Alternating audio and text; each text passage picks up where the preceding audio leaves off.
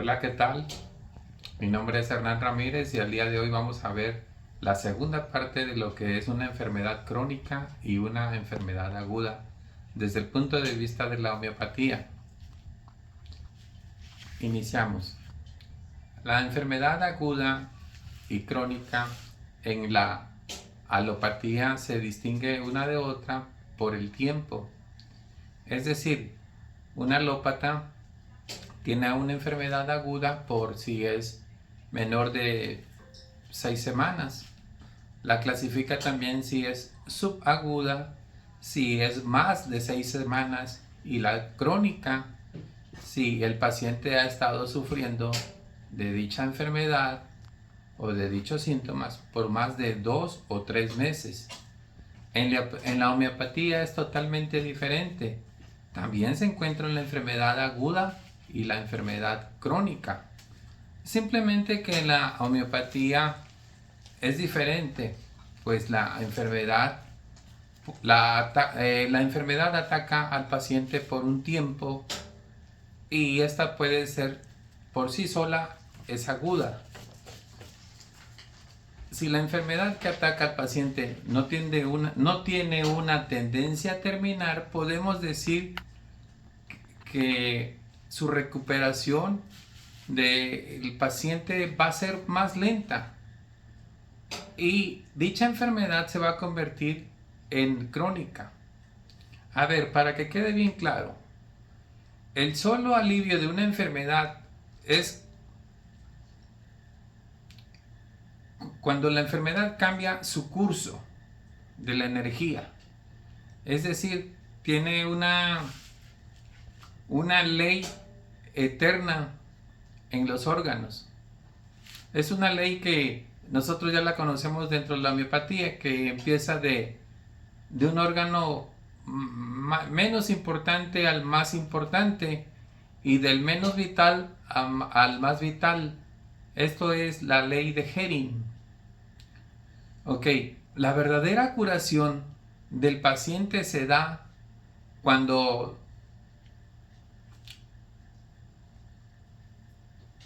se aniquilan todos los síntomas del paciente.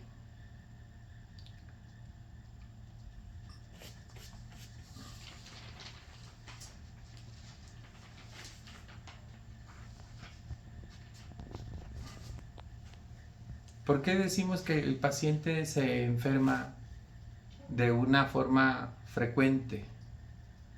Dentro de la homeopatía nosotros encontramos el miasma de la sora, la sifilítica y la psique, que son las mentales. Ok. Pero el primer miasma o el miasma mayor es la sora.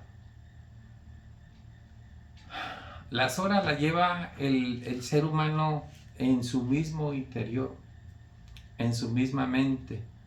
Y aquí vamos a hacer un paréntesis para poder aclarar bien lo que son los miasmas de la sora, la sífilis y la psique.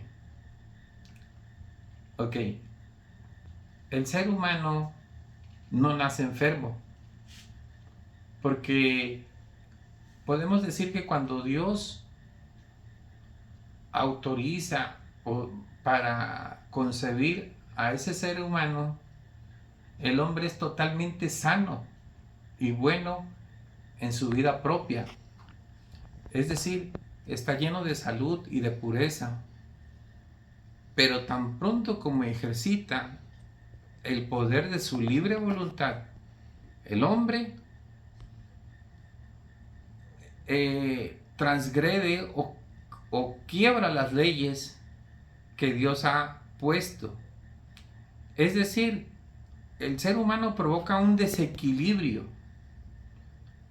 Desde ese momento es donde surge una sora, pero una sora de forma negativa, porque el ser humano piensa, pero hay dos posiciones.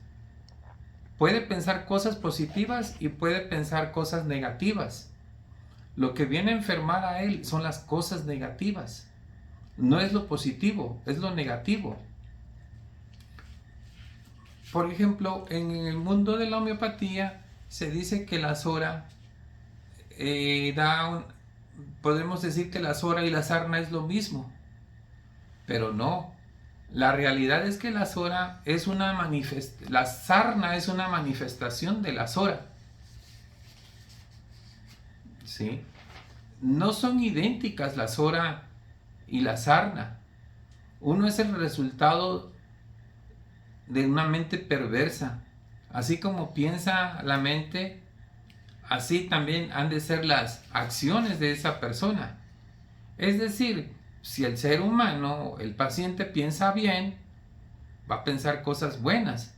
Si el ser humano piensa cosas malas, va a actuar haciendo cosas malas. Ese es el pensamiento que a los pacientes realmente les afecta o nos afecta. No podemos pensar de una forma sana, de una forma más generosa o bondadosa, sino siempre pensamos en ser ventajosos o en estar haciendo lo malo, la maldad hacia los demás. Eso es lo que respecta en lo que es la sora. La supresión de las enfermedades es un método que utiliza la alopatía. Y esto es lo peor que puede suceder. Por ejemplo, en la alopatía se coloca una pomada de forma tópica. El paciente podrá decir o la persona que sí se dio el alivio. Homeopáticamente no. Lo único que hizo que la enfermedad la trasladó al más interior del cuerpo o de los órganos de ese paciente.